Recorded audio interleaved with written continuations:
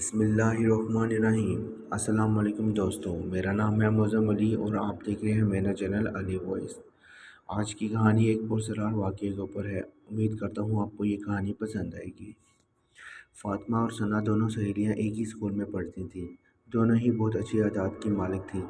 جب انہیں اسکول سے چھٹیاں ہوئی تو انہوں نے فیصلہ کیا کہ ہم دونوں اکٹھے کسی جگہ گھومنے جائیں گے۔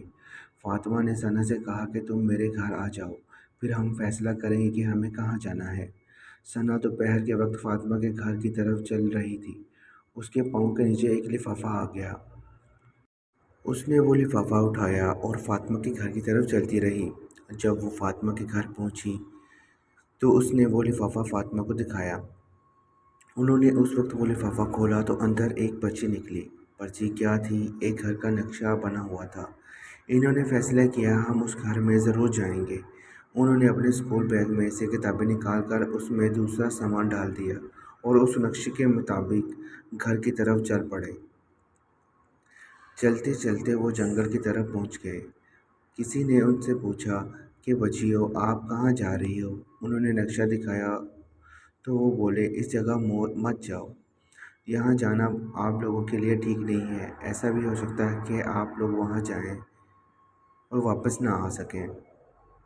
فاطمہ اور ثنا نے پوچھا کہ وہاں آخر ایسا کیا ہے؟ انہوں نے کہا، وہاں ایک چڑیل رہتی ہے، میں نے اسے دیکھا ہے، وہ جس کو بھی دیکھتی ہے اسے مارنے کی کوشش کرتی ہے۔ میں اس گھر کے باہر رات کے وقت کھڑا تھا تو میں نے اسے دیکھا۔ دونوں بچیوں اس بات کو مذاق سمجھی اور آگے بڑھتی رہی۔ شام کے وقت دونوں لڑکیاں اس گھر تک پہنچ گئی تھیں، مگر وہ بہت تھک چکی تھیں۔ انہوں نے ایک کمرے میں داخل ہو کر اپنے بیگ بیڈ پر رکھ دیے۔ اس وقت اس گھر میں ان کے سوا اور کوئی نہیں تھا۔ انہوں نے سب بتیاں بند کر دیں اور دونوں سونے کے لیے لیٹ گئیں۔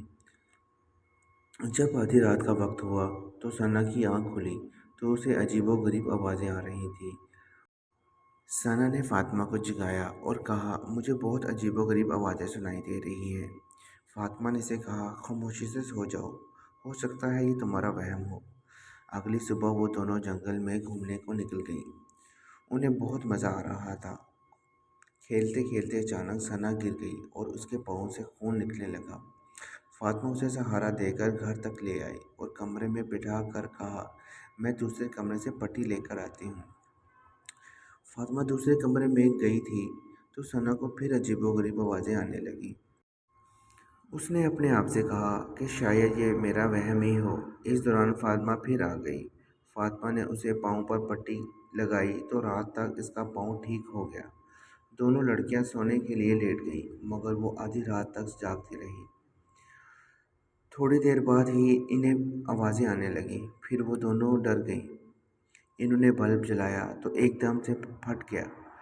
بھاگنے کے لیے دروازہ کھولا تو دروازہ بھی نہ کھلا۔ اچانک ایک عجیب و غریب شکل کی چڑیل ان کے سامنے آ گئی۔ ان دونوں نے زور زور سے چیخنا شروع کر دیا۔ گپ اندھیرے میں انہوں نے بڑی مشکل سے اپنے بیگ ڈھونڈے اور ٹارچ لائٹ نکالی اور وہ لفافہ نکال کر دیکھا تو اس کے اندر ایک پرچی تھی جس پر لکھا تھا کہ کمرے میں پڑی میز پر ایک بوتل رکھی ہے، اس بوتل کا پانی چڑیل کے اوپر چھڑکنے سے چڑیل مر جائے گی۔ پھر دونوں نے وہ بوتل تلاش کرنا شروع کر دی۔ جلد ہی انہیں وہ بوتل بھی نظر آ گئی۔ وہ اس کو پکڑنے ہی والی تھی کہ چڑیل نے فاطمہ کو دھکا دے کر گرا دیا۔ فاطمہ بے ہوش ہو گئی اور ثنا کے ہاتھ سے بوتل گر گئی اور گھومتی گھومتی فاطمہ کے پاس پہنچ گئی۔ چڑیل نے ثنا کو دھکا دیا۔ اتنے میں فاطمہ کو آنکھ کھلی تو اس نے بوتل پکڑ لی اور چڑیل کے اوپر چھڑک دی تو چڑیل ختم ہو گئی۔ وہ دونوں پھر دروازہ کو آرام سے کھول کر باہر نکل گئیں۔ واپسی پر انہیں وہی شخص ملا جس نے انہیں وہاں جانے سے منع کیا تھا۔ دونوں لڑکیوں نے اس شخص کو تفصیل سے وہ واقعہ بتایا۔